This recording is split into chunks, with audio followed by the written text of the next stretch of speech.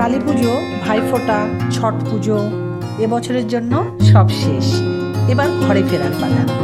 ঘর বলতে আমি ব্যাঙ্গালোরের কথা বলছি। ব্যাঙ্গালোরে ফেরার দুদিন আগে একটা গৃহপ্রবেশের অনুষ্ঠান ছিল, তাই আমরা অনুষ্ঠান অ্যাটেন্ড করতে সোজা চলে এসেছি শিলিগুড়িতে। গৃহপ্রবেশটা কাদের ফ্ল্যাটের সেটা জানার জন্য পুরো ভিডিওটা দেখতে হবে। তো চলো, আমরা তো দেখবই, তার সাথে সাথে তোমাদেরকেও ফ্ল্যাটটা ঘুরে দেখাই।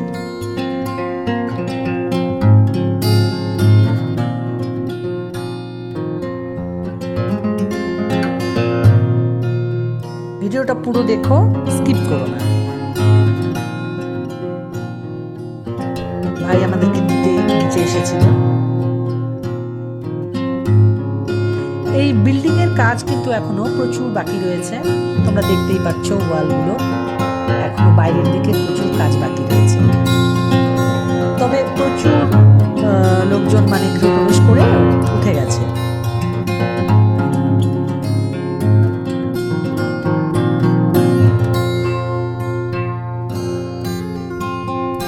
আমরা পৌঁছে গেছি।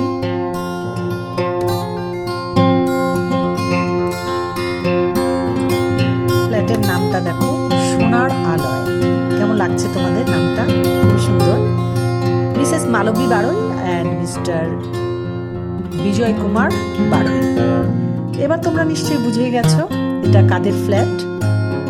আর যারা এখনো মানে কাকু কাকিমাকে চেনো না, তাদের বলছি এটা আমার ভাইয়ের শ্বশুর মশাই ও শাশুড়ি মার ফ্ল্যাট। কাকিমা পুজোর জন্য রেডি করছে সমস্ত কিছু।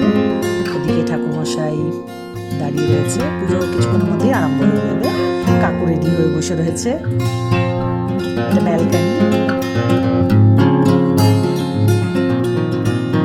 ব্যালকানি থেকে কিন্তু দারুণ ভিউ, একদম পুরো ফ্রন্টে সুইমিং পুল। আর এটা একটা রুম। ফ্ল্যাটটা 3 BHK, 3টে বেডরুম রয়েছে। এই বেডরুমের জানালা দিয়েও ওই সেম ভিউ, মানে সুইমিং পুলের ভিউটাই আছে। আর আরও একটা দুটো মানে 3টে বেডরুম থেকেই বোধ হয় সুইমিং পুলের ভিউ আছে।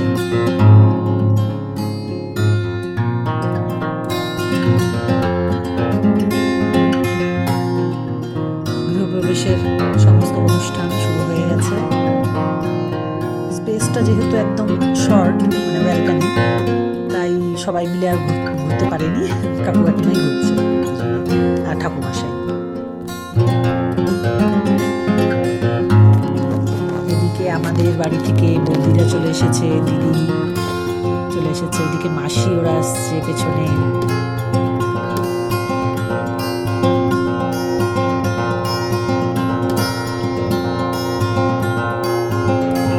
চলো তোমরা পুজো এনজয় করো, তারপর আবার কথা হচ্ছে।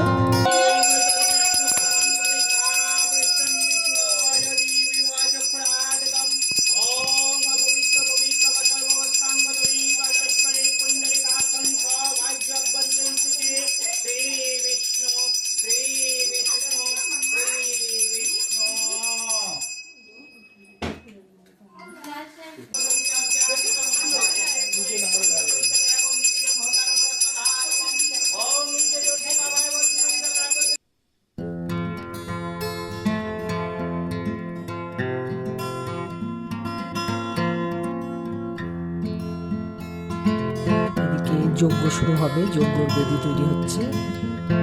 সমস্তটা ভালোভাবে পুজো হয়ে গেছে, ঠিক ঠিক টাইমের মধ্যেই পুজোটা কমপ্লিট হয়েছে।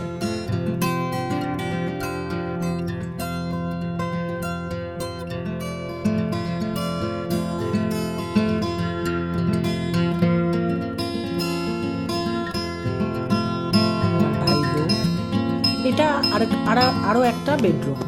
এটা হচ্ছে মনে হয় মাস্টার বেডরুম। এটা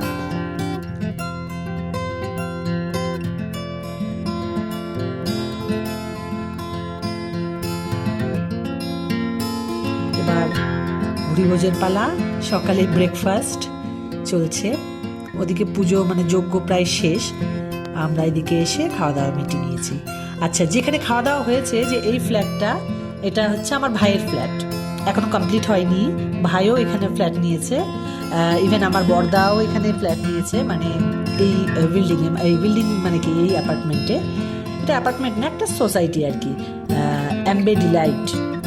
তো এখানে আমার বড়দাও নিয়েছে, ভাইও নিয়েছে, আর কাকু কাকিমার তো আছেই, মানে ভবিষ্যতে সব এখানে আর কি।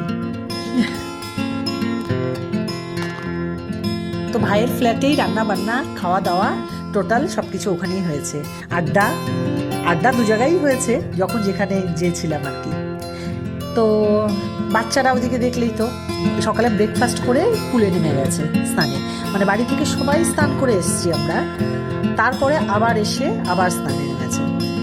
তো তারপরেই স্নান টান সেরে এদিকে আমরা আবার মানে মাঝখানে কিছুটা সময় এদিক ওদিক হয়েছে, মানে ওই সেই ক্লিপগুলো নিয়েই ঘোরাফেরা হয়েছে, অনেক টাইম গেছে। তারপরে আমরা লাঞ্চের জন্য চলে এসেছি।